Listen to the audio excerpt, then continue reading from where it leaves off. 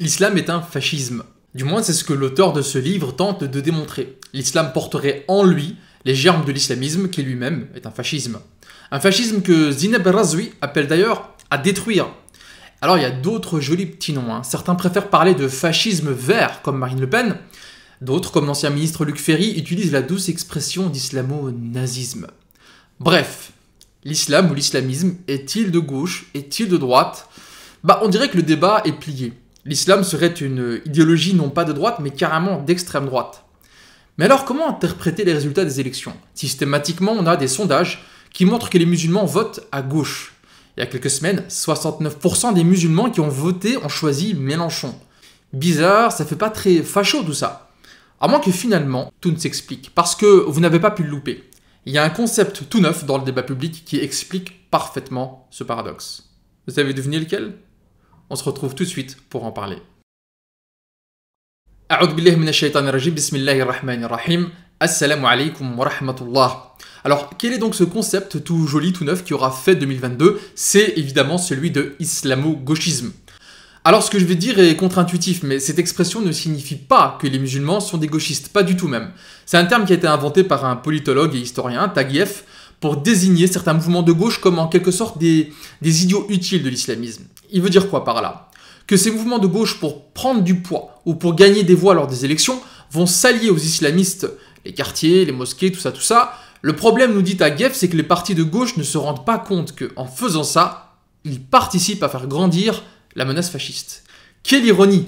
Des socialistes qui contribuent au retour du fascisme, un comble. Taguieff appelle ça, écoutez bien, les liaisons dangereuses entre l'islamo-nazisme et l'islamo-gauchisme. La boucle est bouclée, le débat est vraiment plié, on a résolu le paradoxe. Les musulmans sont des fachos en puissance, mais qui votent à gauche pour s'infiltrer en douce dans le monde politique et pervertir l'ordre social. Bon si c'est ça, c'est réglé, on a répondu à la question, fin d'épisode alors. Comme vous vous en doutez, c'est un chouïa plus compliqué que ça, et c'est pour ça que j'ai jugé nécessaire d'y consacrer un épisode. Première étape, pour aller plus loin et faire mieux que ces caricatures, faudrait déjà se mettre d'accord sur une question de base. Est-ce que l'islam, c'est politique? Alors pour y répondre, on a besoin d'une définition de politique. Ça tombe bien, les sciences politiques, c'est ce que j'ai étudié à la fac. Voici donc la définition que je vous propose. Politique vient du mot grec polis, qui signifie la cité. Et la cité, c'est quoi? C'est une communauté de citoyens qui vivent selon des règles sociales, partagent des valeurs communes dans un territoire donné. Par extension, la politique, c'est quoi? C'est l'organisation d'une société et de son gouvernement, la manière de gérer les conflits, les relations interpersonnelles, le partage des ressources, la façon dont on construit les lois, dont on se comporte avec les autres cités alentours, ainsi que le rassemblement autour d'une histoire et de certaines valeurs. Je vous pose la question, est-ce que l'islam a quelque chose à dire sur les valeurs, le partage des ressources, les règles sociales comme, le mariage, le divorce, l'héritage, les lois? Est-ce que l'islam a quelque chose à dire sur les traités diplomatiques, militaires, commerciaux? Je pense que ça va sans dire, il suffit d'ouvrir le Coran, l'islam a une chose à dire sur tout ça, et donc oui, 1000 fois oui, il y a une dynamique politique dans l'islam. Ok, donc ça c'est assez clair, mais ça ne résout pas la question de savoir si l'islam est de gauche ou de droite. Et pour y répondre, il faut se mettre d'accord. Qu'est-ce que ça veut dire gauche et droite? Et d'ailleurs, pourquoi gauche et droite? Pourquoi pas haut et bas, blanc et noir, griffon d'or et serpentard? Vous savez que j'aime bien les petits bons dans le passé, alors hop, on se projette il y a 250 ans pendant la Révolution française. Les révolutionnaires exigent la fin de la monarchie absolue. Ils veulent quoi? Ils veulent une séparation des pouvoirs entre le roi Louis XVI et une assemblée qui devra être constituée pour représenter la volonté du peuple. Le roi, il est moyennement emballé par ce projet d'assemblée. Il veut avoir son mot à dire et donc il exige un droit de veto. Toutes les forces politiques se réunissent pour en débattre. Va-t-on lui attribuer ce droit de veto et donc va-t-on lui accorder le pouvoir de s'opposer à cette future assemblée? Le président de la séance entre dans la salle, se plante au milieu de la scène pour organiser les débats. Pendant ce temps, les partisans du veto royal se mettent spontanément à la droite du président de la séance, tandis que leurs opposants qui veulent s'éloigner d'eux se placent à gauche du président. Et quand en octobre 1789 l'Assemblée nationale vote enfin le jour, les pro-monarchie restent à droite dans la salle et les anti-monarchies restent à gauche. C'est le début du clivage gauche-droite. Ok, donc on avance, alhamdoulilah, mais où est-ce qu'on en était déjà? L'islam est politique, on divise l'espace politique entre gauche et droite, Et la gauche désignait les opposants au roi Louis XVI, la droite les partisans du roi. Du coup, pour savoir si l'islam est de gauche ou de droite, il faudrait savoir si les musulmans auraient été pour ou contre le droit de veto de Louis XVI. Bon, faut avouer que ça reste encore compliqué cette affaire, on ne peut pas trancher comme ça. Donc, certes, on a bien avancé, mais on n'a pas encore débroussaillé suffisamment toute la question, alors on continue. Mais où continuer nos recherches? Il y a une discipline en sciences politiques qui étudie ces questions, c'est la théorie des clivages. Parce que, bon, vous vous en doutez, gauche et droite, ça couvre beaucoup plus de choses aujourd'hui que la simple question de la monarchie en 1789. L'opposition gauche-droite s'est développée en plusieurs clivages thématiques. J'en ai choisi 3 pour vous, même s'il faut garder en tête que la réalité est plus compliquée. Donc 3 clivages que je vais vous détailler, on va ensuite se demander où est-ce qu'on peut caser l'islam dedans. 1. Le clivage le plus évident quand on parle de gauche et de droite, c'est le clivage entre d'une part les propriétaires, les capitalistes, les actionnaires, en gros les riches, et d'autre part les ouvriers, les travailleurs, les exploités, en gros les pauvres. Depuis la révolution industrielle et l'émergence du socialisme, c'est un clivage qui a façonné le monde, notamment avec la guerre froide qui a opposé 2 blocs immenses. 2. Un clivage fondamental, celui-ci également, c'est le clivage entre l'Église et l'État, qui oppose en gros les religieux, le clergé, qui pensent que l'Église a sa place en politique, contre les laïcs, qui veulent séparer le religieux et les civils. Et on pourrait aller plus loin en fait, et dire que ce clivage divise sur les questions morales et sociétales les conservateurs et les progressistes. 3. Un clivage beaucoup plus récent, issu de mai 68, on va dire, c'est sur les questions liées à l'exploitation des ressources de la nature.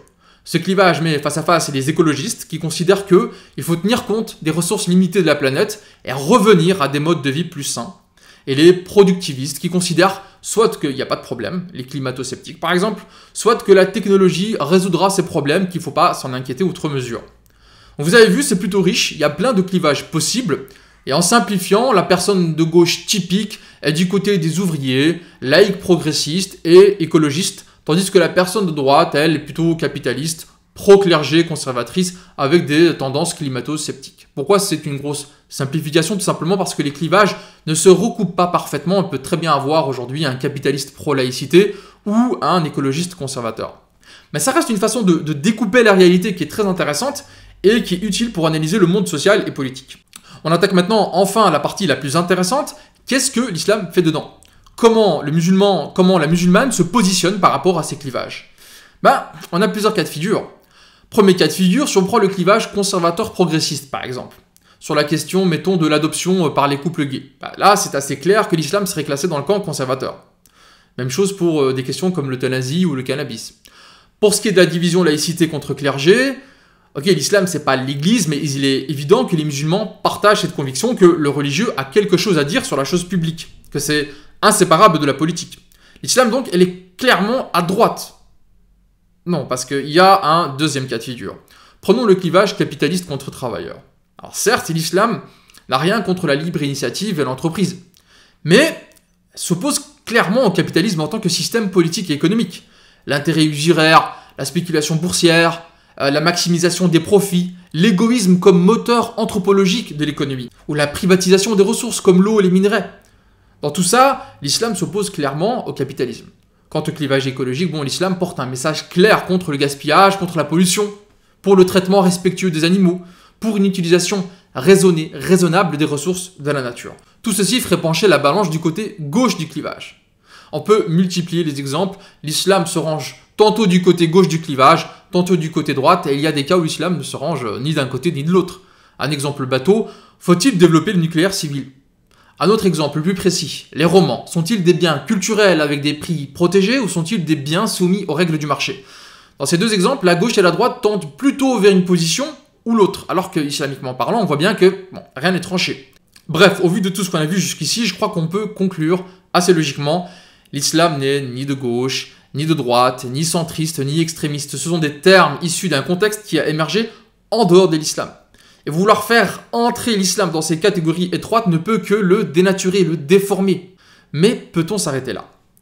Vous savez, sur le critérium, je veux qu'on aille un peu plus loin que les évidences, qu'on questionne nos limites, pour construire un projet solide avec un esprit critique. Et je me pose la question, et je vous pose la question, peut-on écarter d'un revers de main toute la pensée occidentale contemporaine? Balayer tout ce que les clivages gauche-droite a fait émerger comme débat, comme idée, comme outil? Prenez des phénomènes sociaux très modernes. L'arbitrage entre syndicats et patronat par exemple. Ou l'enjeu du pluralisme dans les médias, l'élevage intensif, la banque en ligne, le nucléaire civil que j'ai déjà cité, les réseaux sociaux, la publicité, les partis politiques, etc. Ce sont des phénomènes qui sont très contemporains, qui ont émergé pendant que la civilisation occidentale se développait à grande vitesse. Et le clivage gauche-droite a fait émerger des visions et des solutions qui s'opposent. Pendant ce temps-là, il faut admettre que le monde musulman était relativement en déclin. Aujourd'hui, si on aspire à un renouveau politique et civilisationnel de la Oumma, on est confronté à des défis très contemporains pour lesquels il est inutile de réinventer l'eau chaude. Il faut donc se saisir intelligemment des concepts qui ont émergé entre-temps pour les utiliser dans un cadre islamique. Et on a plusieurs exemples dans l'histoire de notre civilisation de ce genre de réutilisation de techniques qui sont à la base étrangères à l'islam. Le prophète Mohammed a adopté avec enthousiasme le mimbar, donc le pupitre à la romaine, ou la stratégie militaire du Khandaq, le fossé, qui venait des Perses à la base. Omar ibn al-Khattab a réformé la gestion publique en s'inspirant de la bureaucratie en vigueur dans les grands États de l'époque. À la base, ça n'a rien d'évident ou d'obligatoire, c'est un choix politique. Les Omeyyades aussi ont très vite compris l'intérêt qu'il y avait à la professionnalisation de la politique et de l'armée. Qu'est-ce qu'ils ont fait? Ils ont formé des hauts fonctionnaires, des soldats, sur des modèles venant des empires non musulmans. Donc aujourd'hui, les enjeux modernes auxquels on fait face nécessitent à nouveau des outils modernes. Mais, parce qu'il y a un mais, dans l'épisode précédent, je vous parlais des valeurs du monde occidental qui sont devenues hégémoniques. Comment à la fois utiliser des concepts sociopolitiques occidentaux sans tomber dans le piège qui mène à renforcer les valeurs occidentales. Vous savez, ma formation à la base, c'est les sciences politiques. Et c'est un domaine dans lequel je pense que, bi'idhnillah, j'ai des choses à amener. Donc la solution que je propose, c'est qu'on mène ensemble une archéologie des concepts sociopolitiques. Qu'est-ce que ça veut dire? Ça signifie qu'on va prendre notre petite pelle d'archéologue, et plutôt que de déterrer des poteries ou des fossiles, on va déterrer les concepts politiques modernes depuis leur émergence. Exemple de concepts, liberté, souveraineté, démocratie, syndicalisme, communautarisme, plein d'autres concepts. Pourquoi? Pour les étudier, pour en saisir le sens profond. Ceci nous permettra, bi'idhnillah, de comprendre ce qui, dans ces concepts, est utile et ce qui, au contraire, est nuisible. Alors pour ceux qui le désirent, suivez-moi dans cette aventure archéologique. Quant à ceux qui ne sont pas intéressés, pas de souci, d'autres sujets seront traités sur mes réseaux. Quoi qu'il en soit, au plaisir de vous revoir ici ou là. En attendant, implorons Allah pour qu'il nous guide. Wassalamu alaikum wa rahmatullahi wa barakatuh.